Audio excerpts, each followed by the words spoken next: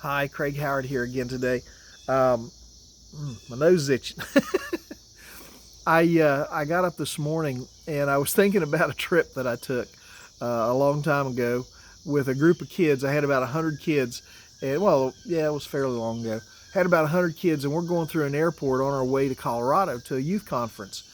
And the lady in the airport looked at me, and it was just me and this other lady, and she said, "Are you responsible for all of these kids?" And I said, "Yeah, I'm responsible." And she said, "Oh, you poor thing." And she said, "I'm going to move you and your wife." It wasn't my wife, but she thought she was my wife. She said, "I'm going to move you and your wife up to first class." And I said, "This isn't my wife. She's another youth leader, and we're working together on this." And she said, "Well, I'm going to move you guys up to first class."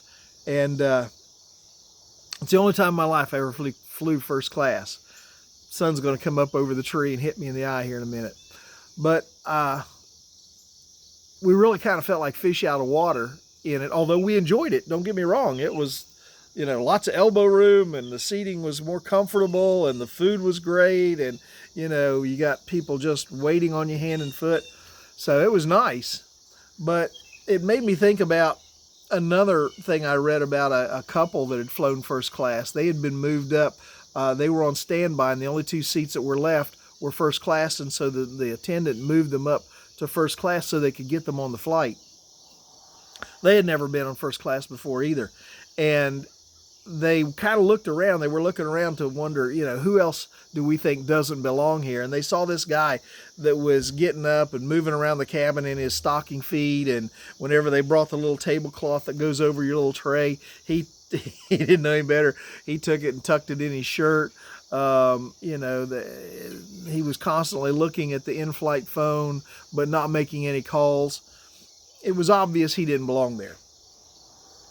And I think sometimes we sort of act that way in church. We look around and we think, well, who doesn't belong here? Who is here but really doesn't belong here? Who is here but really is out of place? And it's sad that we sometimes get that idea in mind that we, from our position of knowledge, we take the knowledge that we have and we say, based on my knowledge of what is biblical, what is godly, this person fits in and this person doesn't fit in. Paul addressed this a little bit in the book of 1 Corinthians chapter 8. Again, I want to remind you that the book of 1 Corinthians was a book that was written to the Corinthians by Paul in response to a letter they had sent Paul with a whole bunch of questions. And so in the 8th chapter, in the first verse, Paul begins to address another issue. You see, there was a problem in Corinth. A problem had developed in Corinth, in the church, because a lot of people would buy their meat in the marketplace. You say, well, what's wrong with that? I buy my meat in the supermarket all the time. Well, the meat that was sold in the marketplace was generally, a lot of it was meat that had been sacrificed to idols. And the Jewish Christians especially that were in Corinth, and some of the non-Jewish Christians thought, this is meat that has been given to a false god, and so we shouldn't have anything to do with it. We shouldn't eat it. We shouldn't buy it. And it was causing a rift in the church because, they're like, I know where that meat comes from. I have knowledge about that meat. I know where that meat comes from.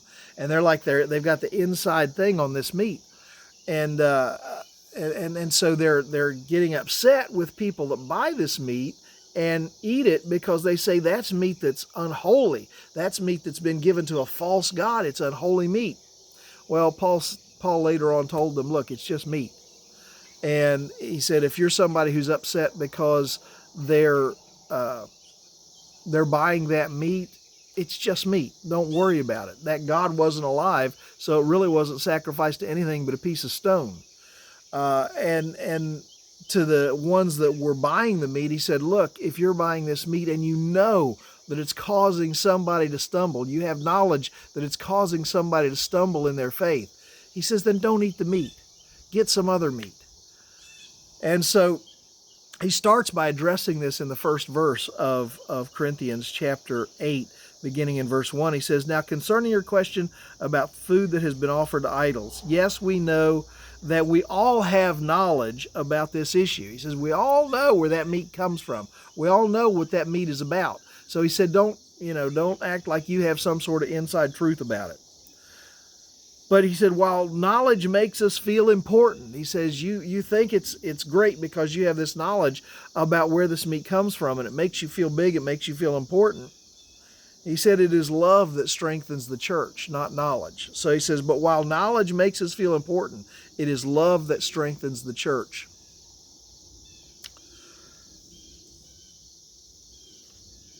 I think sometimes we get that same kind of attitude whenever people come to our church that maybe we think are a little bit out of place.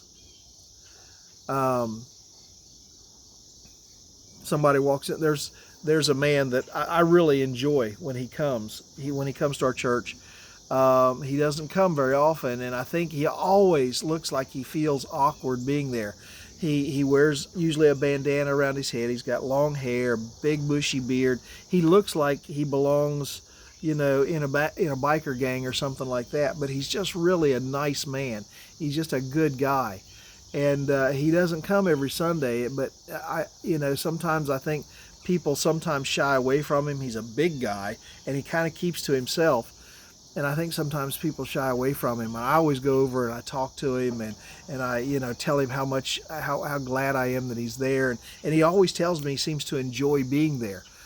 But sometimes we look around and we say, well, that person fits, that person doesn't fit, that person is doing things right, this person isn't doing things right.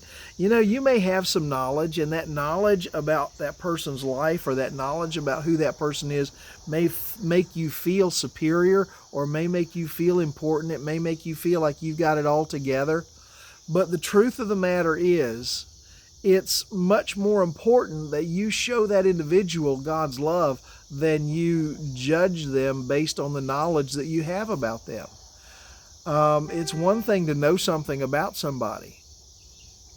Okay, so you know it.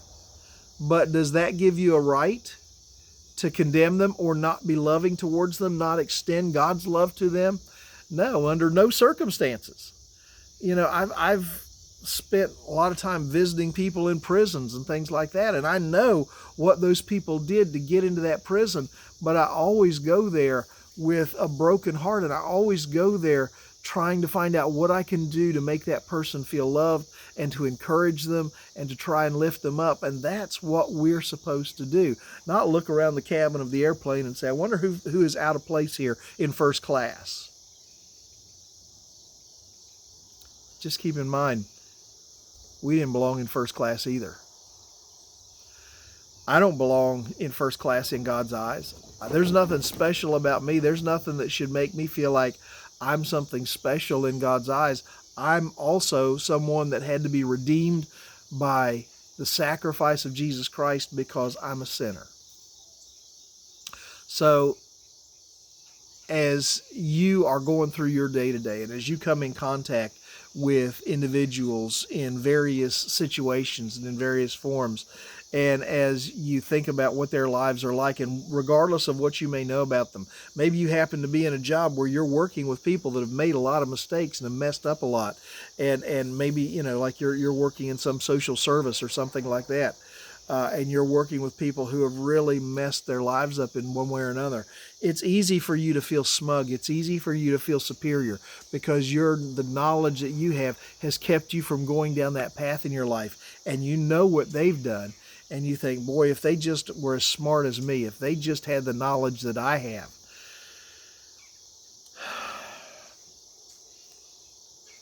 All of our knowledge pales in comparison to the knowledge that God has about us and to the knowledge that God has. All knowledge comes from Him. And so, for me to somehow feel superior because maybe I've made some better choices than somebody else, God says, that's messed up. That's just messed up. So what you need to do is understand that you need to love that individual. And maybe by loving that individual, you'll bring them into a relationship with Jesus Christ.